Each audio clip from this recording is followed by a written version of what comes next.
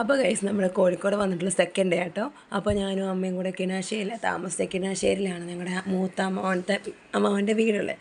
അപ്പോൾ അവിടെ ഞങ്ങൾ സ്റ്റേ ചെയ്തു. രാവിലെ ഞങ്ങൾ കിണാശ്ശേരി ദേവീക്ഷേത്രത്തിൽ പോയി പ്രാർത്ഥനയെല്ലാം കഴിഞ്ഞു, വഴിപാടൊക്കെ കഴിച്ചു.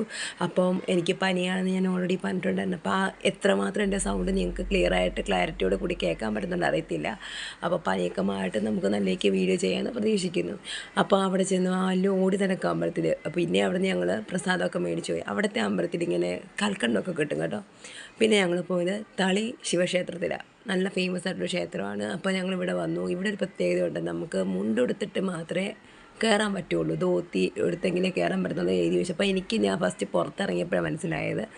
അങ്ങനെ ഞങ്ങളിത് കണ്ടു. അറ്റ്മോസ്ഫിയറൊക്കെ എനിക്ക് നന്നായിട്ട് ഇഷ്ടപ്പെട്ടു. പിന്നെ മഞ്ചാടിക്കുരുവൊക്കെ വാരിപ്പിക്കും, മഞ്ചാടിയും കുന്നിക്കുരും കൂടെ കുഞ്ഞുങ്ങളായിട്ട് ഇങ്ങനെ വാരിപ്പിക്കുന്നുണ്ട്. അപ്പോൾ കുസൃതി കൂടാനെന്ന് പറയും. ഏത് പരുവത്തിൽ അനുവിനെ കിട്ടുന്നതിന് അറിയത്തില്ല. അപ്പോൾ നെക്സ്റ്റ് വീഡിയോ കാണാം. ടാറ്റാ.